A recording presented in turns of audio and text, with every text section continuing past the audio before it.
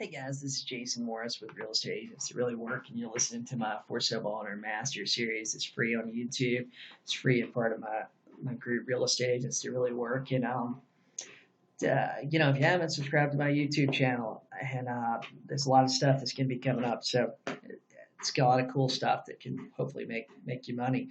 But one thing that agents, and I don't know why agents don't do this, but nobody hardly uses the net sheet. So I want to tell you how to set your net sheet up and why you should use it and stuff. But nobody seems to use a net sheet. And if you're not using it, you're really doing yourself and you're doing your clients a disservice. You know, this net sheet's going to eliminate so many objections before you even get it because people have crazy ideas about what we charge. Sometimes, especially for self-owners, this too, it makes you transparent. I keep talking about this whole series. I talk about you building trust with these people. They have a problem. Selling their house is going to solve that problem, and you can help them solve the problem. Is what it boils down to. And this net sheet, what we're brokering lots of times with these people is we're not brokering their house. We're brokering trust, and we want them to trust us and trust that hey, they're making a good decision by hiring, Jason Morris with eXp Realty. So this net sheet eliminates a lot of objections. It lets them see what they're going to get. It makes everything transparent. That way, hey, they can look down at it and say, hey, this is what's going on. So it's a vital part of what I send over to clients in the email that goes over to them before the listing appointment. So this is so your client can see exactly what they're going to put in their pocket before their mortgage payment's paid off. Now, no matter what people tell you, they roughly know what their mortgage balance is, but typically they won't tell us, or sometimes they just don't want to tell us. So I don't put their mortgage balance in it. That's really none of my business. I'm always showing them what I can get them. And that's okay. We're just giving them an idea what they're going to get after real estate commissions, attorney fees, title company fees, and any other charges that come out of the gross. They're common charges. Oftentimes, sellers have these crazy ideas. It's just going to cost them way too much to use an agent, and the net sheet's going to lay it all out for them. So typically, I do 3 columns in mine. I do 3 columns with the price I really want to list their home for in the middle. So I set it up. Column one is on the left-hand side of my low column. Column 2 is where I want it to be priced. Column 3 is usually the high end of what I think the property is going to sell for. So you should have, if you're using my script, which you guys should be, you're going to have an idea of the dollar amount your client wants to walk away from with the sale. And you're going to kind of have an idea full of comps and using my active price strategy, whether it's high or low, So I try to make sure the net amount in at least one of the columns corresponds with what they're looking for. So if the price they're needing is way more than what the market's going to bring, probably shouldn't be going on the listing appointment. I mean, if it's a $150,000 house and they're wanting $250,000 for it, sometimes, I have appointments like that sometimes, and I just call the person back, after I pull the comps, and I just say, hey, Mr. Seller, I told you we could get you $100,000 for it. I've been doing some research, and we're not going to be able to get you that price. I can only get you 75, or I can only get you, whatever it is. And sometimes, there's so much information available out there. They know this. They know more about what their property's worth sometimes than you and I do. And sometimes, they already know this, and they say, hey, okay, that's fine. Why don't you come, why don't you go ahead and still come? Are you still coming? Things like that. And they can just go ahead and list the price for what it actually sells for. Sometimes they end up canceling the appointment and they just end up, not selling the house. They just need too much for it. So with different markets, they may have different fees. The fees I'm going to go over are typical, and you're planning and preparing for a smooth closing. Now, if they have title issues or they have something random that pops up, the attorney might charge more or whatever. The attorney might charge more. It might cost them more, those issues, that's out of our control. Don't worry about that. For the purpose of this net sheet, you're assuming this is a typical transaction with no fees. So in my market, I include in each column, and you guys can modify this. The first line is always the sales price, what I think the property is sell for. So I got 3 columns. So let's say it's $100,000 house. I might have 95, 100, and then 105, or 90, 100, and 110.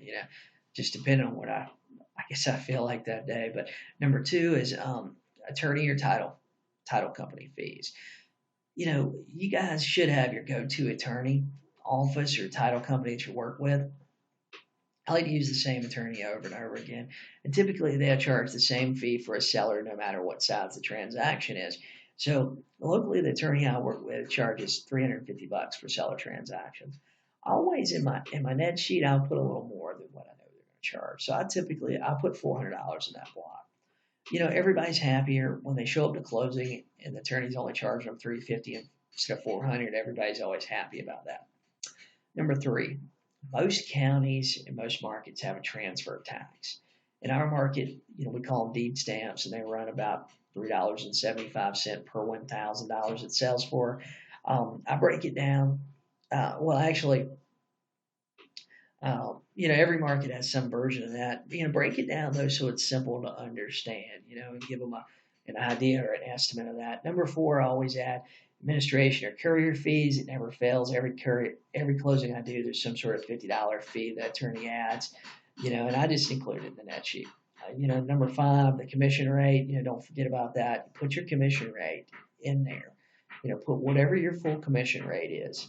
This is going to show them what they're going to net. And number six, in my market, it's pretty customary that seller ends up paying for a termite inspection. It's only about $80 usually, but I put it in there just because it's a cost I want to prepare them for. Chances are we're going to get an offer. It's going to have the seller paying the termite for the termite letter. So I just go ahead and put it in my net sheet. Then number seven, I always put a miscellaneous. So I always put $1,000 miscellaneous. And this is for one big reason. It gives you a cushion for repairs, if they're asking for a home warranty, if there's something I don't know about. Sometimes if they get a mortgage, they charge for a mortgage satisfaction, or there's an HOA transfer. And I always mention this when I'm going over the net sheet there in front of the sellers. I usually sit there and I just go, hey, I put a miscellaneous of $1,000 in here. So you probably, we might not need this, but I put it in there just to be on the safe side. I'd rather give you a more conservative number. This $1,000 may turn out to be nothing. And everybody's always happy when they walk away with more. So during the listing presentation, I go through the items on this. I don't go into a lot of detail, but I point out everything. When you're putting together this net sheet, you want to make it as simple as possible, so anybody can understand it. We've talked about this before. Most of the people that you're going to be working for, like the really, really experienced ones, have only sold 2 or 3 homes. So most of the people, this is their first time selling a house. It might be their second time selling a house. The last time they sold one was 10 years ago, or it was in a different state. So make your net sheet really, really simple. I've seen some of these net sheets in other training programs that are just way, way over the top. They got 100 items there that are literally like stuff that might be seen, once in 500 transactions or something. But if you want to use one of those real difficult, hard to understand net sheets for your personal use, go ahead. But like I said, most of the people you're going to meet, they probably never sold a home before. Even the most experienced sellers we run into, they've only been through the home selling process a couple of times. We forget that we see this stuff every day, and a lot of us that are real estate agents, man, that we live and breathe real estate. We hear about it all the time, and your average client just isn't like that at all.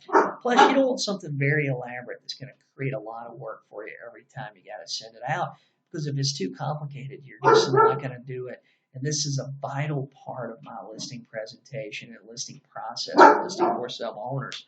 So if you have if you don't have a lead source for sale owners, RedX is a great resource, and they're offering discounts. Just tell them Jason Morris sent you, and tell them you're in my group, Real Estate Agents That Really Work. If you haven't subscribed, go ahead and subscribe. I got a book available on Amazon called 53 Strategies to get more listings. And if you have any questions about your net sheet, just go to my group, ask the questions, or ask them in the comments here on YouTube. Thanks, guys, and you guys have a great day.